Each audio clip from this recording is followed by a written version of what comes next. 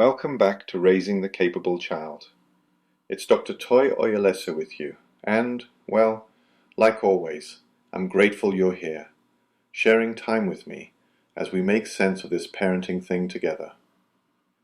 If you heard last episode, we spent some time on what I think is the foundation. That primary responsibility is your child's. You're the facilitator, not the substitute.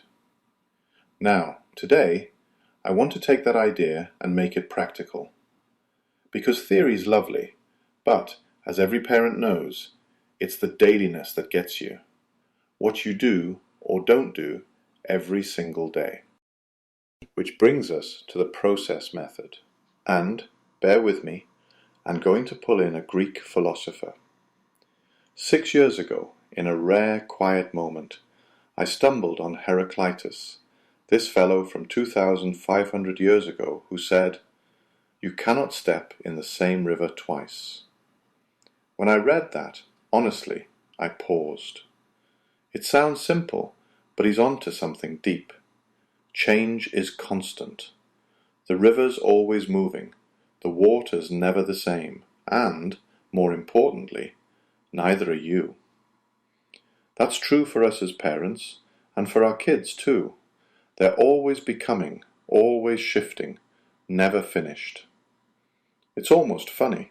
I spent decades bumbling through, thinking I could control outcomes and get a specific result if I just did everything right. But the control, it was an illusion. I learned that lesson, sometimes reluctantly. See, you can't freeze the future in place. And that doesn't mean we're powerless. It just means the levers are different than we imagine.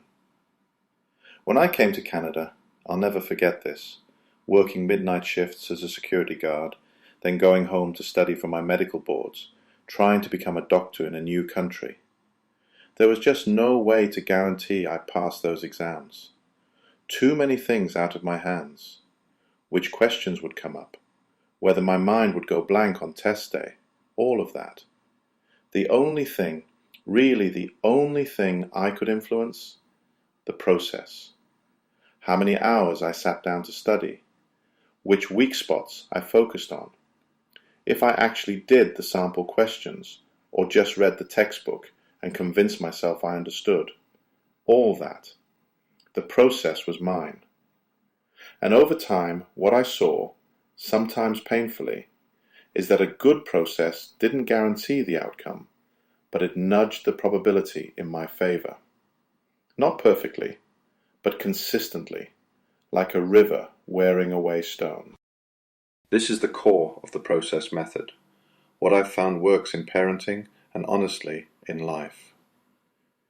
You can't make your kids hit every milestone or protect them from every stumble, but you can stack the odds by focusing on their process and your own. So what do I mean by that?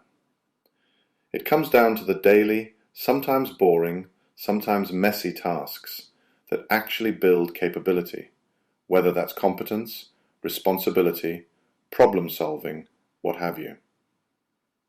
We talked a bit about helping versus enabling in previous episodes, and this is where it comes alive.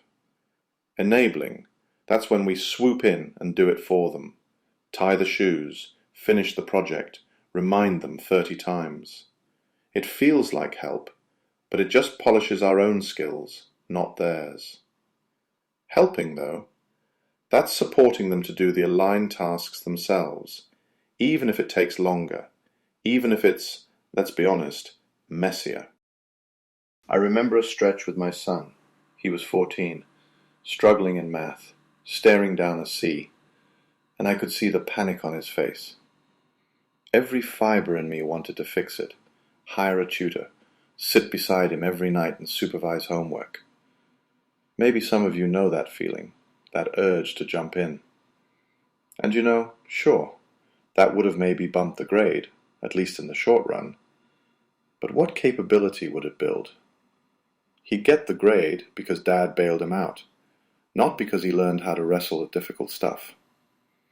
So instead, I sat him down and we did something simple but powerful.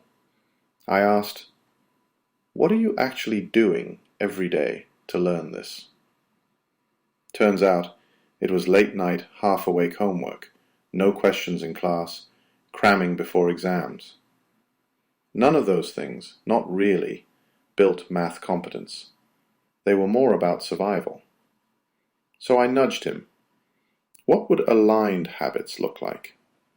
Doing homework when his brain wasn't mush. Actually asking for help when something didn't make sense. Studying a bit each day instead of the ritual panic of the night before. I didn't do the work for him, just helped him figure out what real, process-aligned tasks could be. And then I let go. Did he become a math genius? No. The grade crept from a C to a B-, and I'll take it. But more than the grade, he learned to look at his own process and whether it actually led to the results he cared about. That resourcefulness, that habit of asking, are my actions really building the capability I need? That's the heart of the process method. It's not about immediate success. It's about shifting probability in your child's direction, one aligned task at a time. Let's get practical for a moment, because if you're like me, you want to know, okay, how do I use this without turning parenting into another self-improvement project? There's really just 3 steps. First, name the capability you want your child to build, not the outcome, a grade, a gold medal, but the inner skill, self-regulation, persistence, problem-solving. Second, audit what your child's actually doing right now, not the ideal version we imagine, the real, gritty, everyday tasks. Third, are those tasks aligned with the capability you want them to build? If yes, step back, let them keep at it, even if it's bumpy. If not, help them see what alignment looks like, then get out of the way. And then it's repeat, repeat, repeat. That's it. Capability, tasks, alignment. Run it through the cycle, let it compound. Now here's the honest bit, and I won't sugarcoat it. Aligned tasks, at first, often look untidy. When you do your child's homework for them, it's neat, on time, delivered with a smile. When they do it themselves, sometimes it's late, sometimes it's messy, and you might wince a little. But over the long run, those imperfect, self-driven repetitions build actual capability, layer by layer. That's the payoff, but boy, you have to trust the process. And I know that trust can be hard. You know, I sometimes joke that after 30-something years as a doctor, I still pause to triple-check how to say pharyngotonsillitis. And I laugh at myself, but really, it's about showing up, doing the right process, letting the results follow in their own time. That's the same muscle we're asking of our kids, and of ourselves as parents.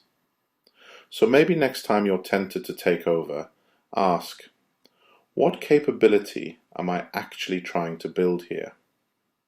Are my actions aligned, or am I, maybe without meaning to, just piling up the process on my own plate? I'll leave you with a couple of questions, because, as always, there's no one-size-fits-all here. What capability are you hoping to build in your child right now? Are the daily tasks, both yours and theirs, actually aligned with that goal? Or are they just serving the short-term outcome? Something to chew on until next time. And speaking of next time, we'll get into the rules framework, how kids can learn to decode the systems around them and make smart, strategic choices, whether or not they like the rules.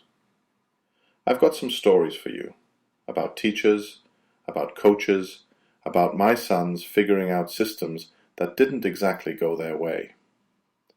For now, thank you for listening to Navigating Uncertainty. I'm Dr. Toye Oyelese. I hope this week brings you, well, a little more trust in your process.